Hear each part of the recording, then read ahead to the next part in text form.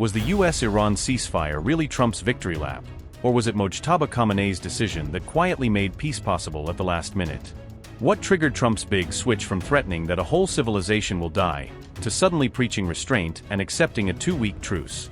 Inside the Backchannel talks, how did Iran's supreme leader and his foreign minister Araghchi work with mediators in Pakistan, Egypt and Turkey to reach a deal with Trump's envoy? Insiders say the ceasefire was impossible without Mojtaba's green light, revealing Iran's real grip on power and secret diplomacy.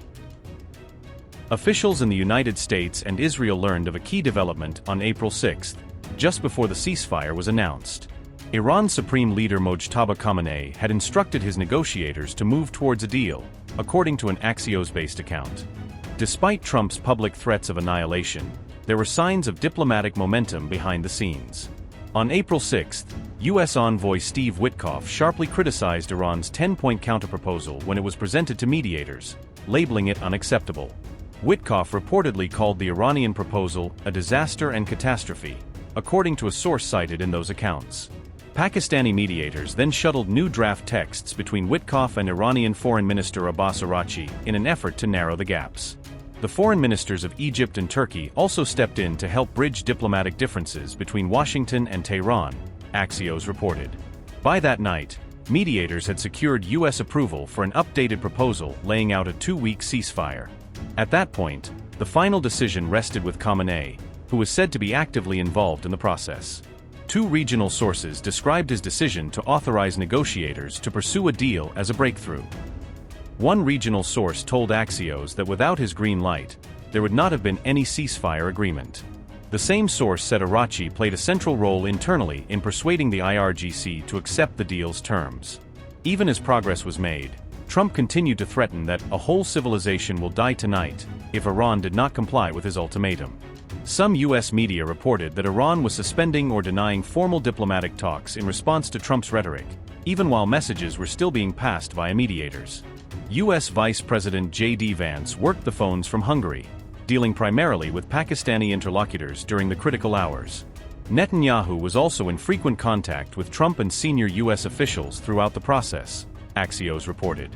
Pakistani Prime Minister Shehbaz Sharif then published the ceasefire terms on X and publicly called on both sides to accept them. Trump's hawkish allies and confidants reportedly urged him to reject the proposal and continue military pressure. Even Trump's close associates did not know his final position until about an hour before he chose to accept the deal. U.S. forces received the formal order to stand down roughly 15 minutes after Trump posted his ceasefire announcement on April 7. Araghchi said Iran would adhere to the ceasefire and reopen the Strait of Hormuz for shipping in coordination with the regular army. Netanyahu, in turn, received assurances that the U.S. would press Iran in future talks to curb its nuclear program and missile threat, according to reports. Vance is expected to lead the U.S. delegation at follow-up talks scheduled for April 10 in Pakistan. Analysts warn that the war could resume after the ceasefire, as major gaps on core issues still remain between Washington and Tehran. Iranian media mocked the American announcement of a ceasefire, portraying it as a historic victory for Tehran after weeks of intensified conflict. Iranian state-linked narratives described the pause after about 40 days of fighting as a decisive win, suggesting that international pressure and military setbacks forced Washington to seek a truce. Massive demonstrations took place in Tehran following the announcement of the ceasefire, with large crowds gathering in public squares waving flags and chanting slogans. Protesters shouted "Death to America," "Death to Israel," "Death to compromisers," echoing long-standing anti-Western slogans seen in previous wartime rallies.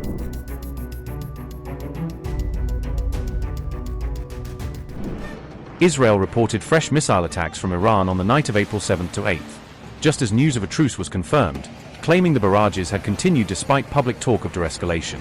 According to Israeli officials, Iran fired 2 to 3 distinct waves of missiles since Trump announced the ceasefire, suggesting that launches continued even after Washington's declaration. The Israeli military said some of the incoming Iranian missiles were successfully intercepted by its air defense systems, according to accounts carried by local media. The IDF also claimed that a number of those missiles were equipped with deadly cluster warheads, designed to break up in mid-air and scatter bomblets over wide urban areas. One ballistic missile attack targeting southern Israel triggered warning sirens across the region, as residents were urged to seek immediate shelter. That particular missile aimed at the south was later intercepted before impact, and authorities reported no injuries in that incident. Soon after, Iran launched additional missiles towards central and northern Israel, according to the IDF, broadening the scope of the latest barrage. Impacts were reported in central Israel, possibly caused by cluster submunitions or falling fragments from intercepted missiles, leading to multiple scattered impact sites. Rescue teams rushed to the areas where debris fell, though initial reports indicated there were no immediate casualties, only material damage. Subsequently, sirens sounded yet again in southern Israel as fresh missiles were detected and tracked inbound, keeping large parts of the country on edge.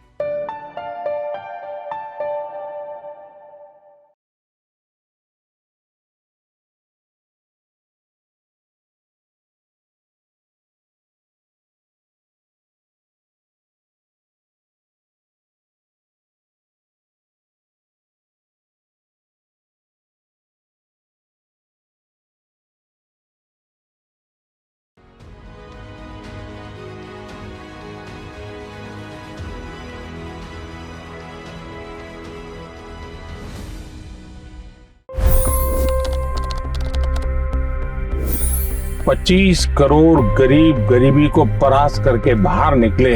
For the good of our nation, let's work together and let's truly make America great again.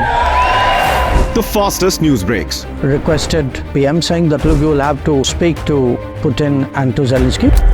The biggest newsmakers. The relationship with India is probably the most important bilateral relationship the U.S. will have for the rest of this century. The capital delivered quite an election result today. Expert analysis. The million-dollar question today is how to stop this dance of death. Ground reports. I'm standing at the crossroad of the Kumbh Mela. Behind me are more than 100 entry ghats. Long-form interviews. Exclusionary politics is reflected in Manipur case as well. You don't bother because this is a small state. Deep dive into burning issues. It's often said DRC could be the richest country in the whole world. It's because of what sits underneath. Why exactly did the US topple the Sheikh Hasina government? HT videos. We don't just break news, we break it down.